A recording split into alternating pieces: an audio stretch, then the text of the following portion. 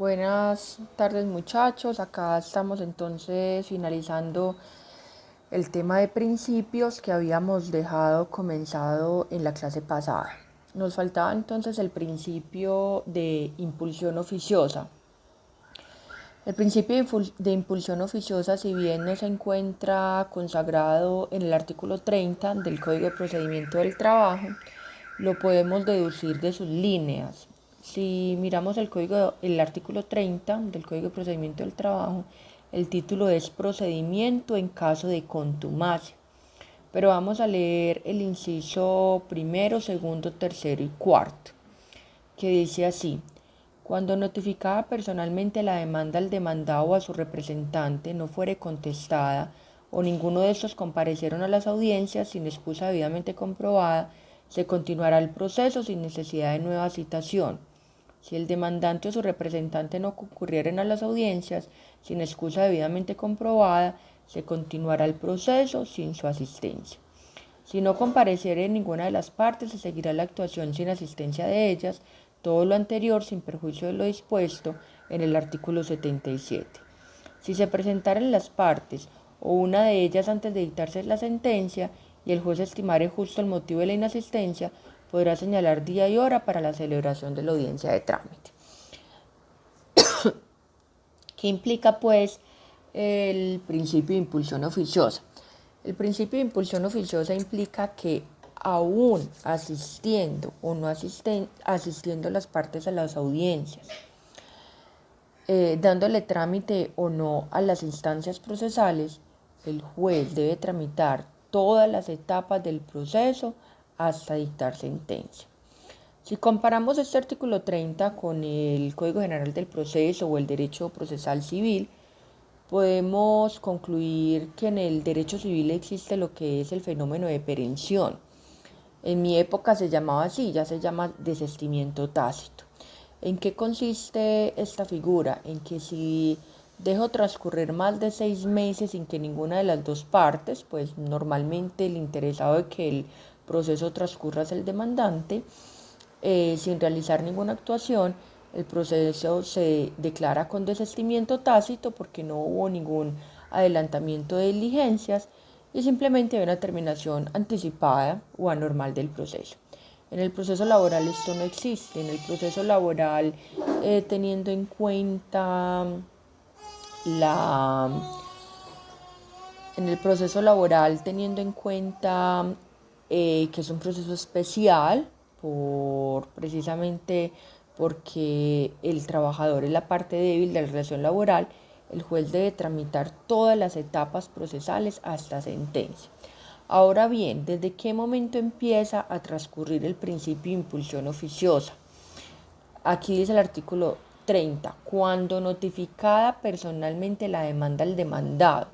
O sea, ¿cómo se inicia el proceso laboral? El proceso laboral se inicia con la presentación de la demanda y hay una etapa inicial que es la notificación personal al demandado que está a cargo del demandante. Solamente hay una excepción que ya lo vimos en el principio de gratuidad y es cuando se demanda una entidad pública, es el juzgado o el despacho quien debe notificar a la entidad. De lo contrario, es el demandante quien tiene que hacer la notificación al demandado. Lograda la notificación, ¿cuál es la primera etapa que sigue? Contestar la demanda. Ya el demandado mirará si contesta o no la demanda, si se allanan las pretensiones. Si no contesta la demanda, tendrá una sanción que es que se entiende como indicio grave en su contra. No es como en derecho civil que se tienen como ciertos los hechos susceptibles de confesión, la consecuencia es que se tiene como indicio grave en su contra, pero entonces, una vez notificada la demanda, empieza a correr el principio de impulsión oficiosa, consistente en que el juez debe desarrollar todas las etapas procesales hasta la sentencia. Entonces, repito, ¿desde cuándo empieza a correr el principio de impulsión oficiosa? Desde notificado el demandado. Ahora, podríamos presumir de una manera empírica que si yo me descuido en el proceso, el resultado es adverso, pero no siempre. Voy a poner un ejemplo. Estoy solicitando reliquidación de la pensión. Presento en la demanda la historia laboral, un cálculo actuarial de que sí debe prosperar la reliquidación de la pensión. Presento la demanda, notifico al demandado, por ejemplo, es protección o porvenir, entonces está a cargo del demandante notificar el proceso, hago la debida notificación, el demandado se notifica, por ejemplo, en entidad privada y no contesta la demanda. Y resulta que también el demandante se descuida y tampoco procede a, a hacer la impulsión del proceso. El juez realiza todas las etapas procesales, hable su primera audiencia, decreta trámite y en el trámite se da cuenta que hace una reliquidación y que efectivamente debe prosperar una mesada pensional más alta. En este caso, ¿cuál sería el efecto? Una sentencia favorable a los intereses del demandante. Y mire que en el ejemplo ninguno de los dos se hicieron parte, ninguno de los dos están interesados, ninguno de los dos asiste a las audiencias y el fallo fue conveniente a los intereses del demandante. Entonces no siempre esa omisión da un efecto adverso. Entonces, este es el principio de impulsión oficiosa. Ahora, el artículo 30 también tiene otro fenómeno importante y es el parágrafo. Y es el fenómeno en caso de contumacia. ¿Qué dice el parágrafo del artículo 30? Dice, si transcurridos 6 meses a partir del auto admisorio de la demanda o de la demanda de reconvención no se hubiera efectuado gestión alguna para su notificación, el juez ordenará el archivo de las diligencias y dispondrá que se continúe el trámite de la demanda principal únicamente. ¿Qué nos habla el parágrafo del artículo 30? Nos habla de un fenómeno consistente en la contumacia. ¿Qué es la contumacia? La contumacia consiste en que entre se presenta la demanda, el juez hace un control de los requisitos de la demanda, que todavía este tema no lo hemos visto, y expide un auto admisorio de la demanda. Este auto admisorio de la demanda produce dos efectos. ¿Cuáles son los dos efectos? Primero, se pronuncia sobre el derecho de postulación y reconoce personería jurídica al abogado para actuar. Y dos, ordena notificar.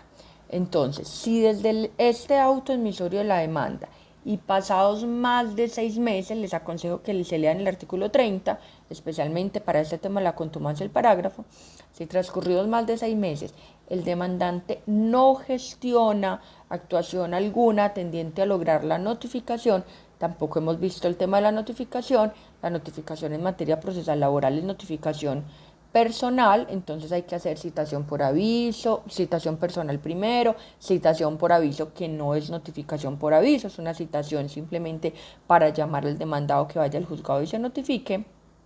Y por último, pues nombramiento del curador, cualquiera de estas tres etapas es para lograr la notificación personal. Si yo como demandante no gestiono ninguna actuación tendiente a lograr la notificación, se puede presentar, pasados más de 6 meses, la contumacia. ¿Por qué digo se puede? Primero porque es una facultad del juez. Es el juez quien ordena la contumacia o no. Entonces, ¿qué puede pasar? Que el juez llame al demandante y diga, vea, primero antes de decretar la contumacia, venga, realice alguna gestión. Segundo, la contumacia es un archivo administrativo del proceso. A diferencia del proceso civil, no da terminación anticipada. Entonces, ¿qué podría pasar? Que me archiven el proceso y que como demandante simplemente retire la demanda y la vuelva a presentar. ¿Cuál es el riesgo que se corre? Pues todos lo sabemos, una prescripción. Aunque también la prescripción sabemos que tiene que ser alegado por la parte, y si no es alegado por la parte, pues se puede dar también un fallo favorable a los intereses del demandante. ¿Cuál es el riesgo? Que me aleguen prescripción y que pierda toda posibilidad de reclamar mi derecho sustancial. Bueno, entonces, este es el fenómeno de la contumacia, que si no realizo gestión alguna. Ahora, hay otra cosa, que si se esté realizando gestión, yo tengo procesos donde llevo más de un año tratando de notificar al demandado y no lo he logrado. ¿Aquí me aplicarían la contumacia? No, porque yo cada gestión le envío al juzgado un memorial diciéndole, vea que si he realizado gestión alguna tendiente a lograr la notificación, solo que no me ha sido posible. Este es pues el artículo 30 que contiene el fenómeno de la impulsión oficiosa. Ahora, el fenómeno de la contumacia del principio de impulsión oficiosa. Ahora vamos a ver el artículo, creo que es el 41, aquí lo estoy buscando, el artículo 40, que trae el principio de libertad de formas procesales. El artículo 40 dice: los actos del proceso para los cuales las leyes no prescriban una forma determinada, los realizará el juez y dispondrá que se lleven a cabo de manera adecuada al logro de su finalidad. Yo comparo mucho el principio de libertad de formas procesales con los exámenes. Ustedes ven que cuando los profesores les hacemos exámenes entregamos una cantidad de formatos, todos diferentes. El doctor Oscar González Benjumea tiene su propia forma de evaluar, la doctora Natalia Hoyos tiene su forma de evaluar, la profe Paula Carvajal tiene su propia forma de evaluar. ¿En qué consiste? En que yo voy a realizar un formato, todos diferentes en su estructura y en su forma, pero tienen una única finalidad, y es que lograr la evaluación del estudiante. Así es el principio de libertad de formas procesales. Si yo voy a dictar sentencia, si ustedes se van para una audiencia, se percatan que el juez en audiencia muchas veces dice fallo condenatorio, fallo absolutorio, y empieza con la parte emotiva y la parte resolutiva. Hay otros que se los guardan, simplemente empiezan con la parte emotiva y estamos en una sorpresa hasta la parte resolutoria. Entonces es que darle al juez la libertad de la forma en que debe emitir sus actuaciones procesales, sus providencias, sean autos sustanciales, sean autos interlocutorios o incluso la misma sentencia, siempre y cuando cumpla con la forma, con el fondo y la finalidad de ese auto. Es un principio que le está dando mucha libertad a los jueces, de incluso como director de proceso decretar muchas situaciones de oficio, pero es un principio que tenemos instituido en el código.